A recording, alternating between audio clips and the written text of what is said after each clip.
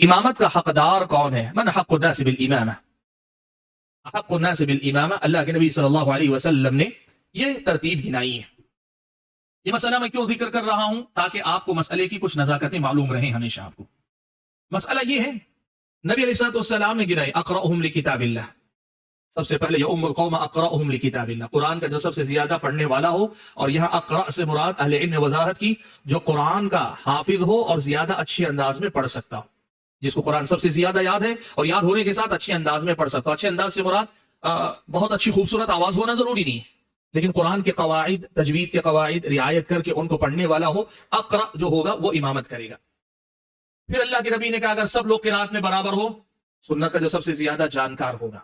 اللہ کے نبی صلی اللہ علیہ وسلم نے پھر کہا اگر ان میں بھی برابر ہو تو جو سب سے پہلے ہجرت کر کے آئے،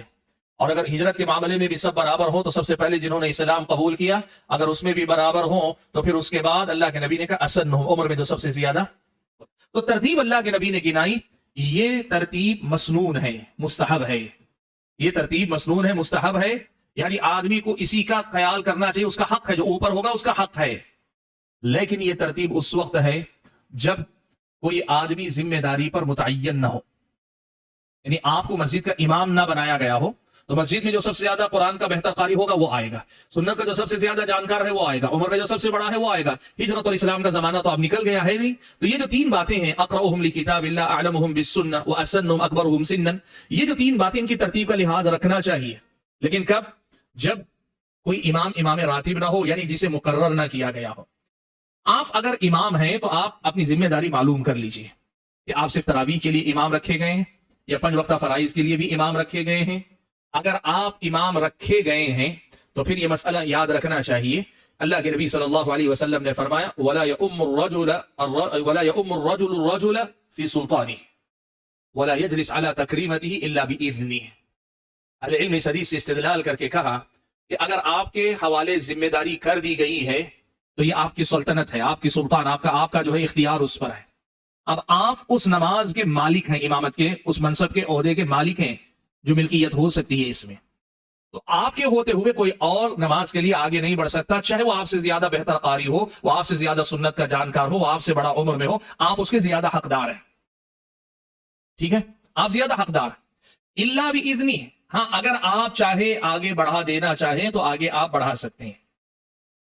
آپ مثال کے طور پر دیکھ رہے ہیں کہ آپ سے بہتر کوئی قاری ہے اور یہ ادب ہے کہ آپ چاہ رہے ہیں کہ آپ کے استاد آ گئے یا آپ سے بڑے کوئی آگے، آپ ان کو آگے بڑھانا چاہ رہے ہیں، بڑھا سکتے ہیں۔ ان سب معاملات میں آپ کو ایک فقہی ناحیے سے مسئلے کو معلوم رکھنا چاہیے، اور دوسرا انتظامی امور کے اعتبار سے مسئلے کو معلوم رکھنا چاہیے۔ جس مسجد میں آپ امامت کرتے ہیں وہاں کے ذمہ داروں کے ساتھ آپ کا تال میل رہے، آپ یہ پوچھ لیں میں امام ہوں، مجھے ہی پڑھانا پڑے گا یا کبھی میں کسی کو آگے پیچھے کر سکتا ہوں، نمبر 1۔ دوسرا یہ کہ اگر میں امام ہوں تراویح کے لیے تو 5 وقتہ نمازوں میں مجھ سے پہلے بہتر جو علم والا ہے میں اس کو آگے بڑھا دوں گا، اس بات کا خیال رکھنا ضروری ہے۔ تو یہ جو ترتیب ہے، یہ ترتیب آپ مسنون ہے، اس کا خیال رکھیں گے، لیکن اس کے ساتھ ساتھ اس بات کا بھی خیال رکھیں گے کہ اگر آپ امام راتب ہیں، ذمہ داری آپ کے حوالے کی گئی ہے تو آپ پر وہ فرض ہے اب اس ذمہ داری کو نبھانا، اس لیے کہ آپ نے وہ ذمہ داری قبول کر لی ہے، اس کی آپ پابندی کریں گے۔ لیکن اب مسئلہ یہ ہے کہ کوئی چھوٹا جیسے حافظ قرآن ہیں اور مسجد میں یا مجلس میں کوئی عالم دین ہے یا زیادہ بہتر قاری ہیں، تو اس کے باوجود آپ کی امامت اس وقت جائز ہو سکتی ہے، چاہے آپ کی عمر کم ہی کیوں نہ ہو، جب آپ کو نماز کے احکام معلوم ہو، الصلاۃ جسے کہیں، نماز کے احکام معلوم ہو آپ کو۔ اگر آپ کو نماز کے احکام ٹھیک سے معلوم نہیں یا پورے معلوم نہیں، آدھے ادھورے معلوم ہیں، اور صرف آپ قرآن کے اچھے قاری ہیں، تو آپ کو آگے نہیں بڑھنا چاہیے، آپ کو آگے نہیں بڑھنا چاہیے۔ نماز میں اقرأہم لکتاب اللہ احکام کی جانکاری کے بعد ہے، آپ احکام نماز کے جانتے ہیں، اس کے بعد اقرأہم لکتاب اللہ کی بات، اور اگر آپ کو احکام نہیں معلوم ہیں تو آپ کو امامت ہی نہیں قبول کرنی چاہیے۔ بالفاظ دیگر میں کہنا یہ چاہ رہا ہوں، اب آپ امامت کی ذمہ داری قبول کر رہے ہیں تو اس سے پہلے آپ کو امامت کے احکام اور مسائل پڑھ لینے چاہیے، سیکھ لینے چاہیے، جان لینے چاہیے۔ اور خاص طور پہ جو ہمارے حفاظ ہیں، حافظ قرآن ہیں، انہوں نے کہیں مدرسے سے یا کسی استاد سے بیٹھ کر علم لیا نہیں ہے، پڑھا نہیں ہے، ان کو کم سے کم کسی عالم دین کا درس سن لینا چاہیے، کسی عالم دین کی نگرانی میں مختصر صحیح بنیادی نماز کے احکام اور مسائل سیکھ لینے چاہیے۔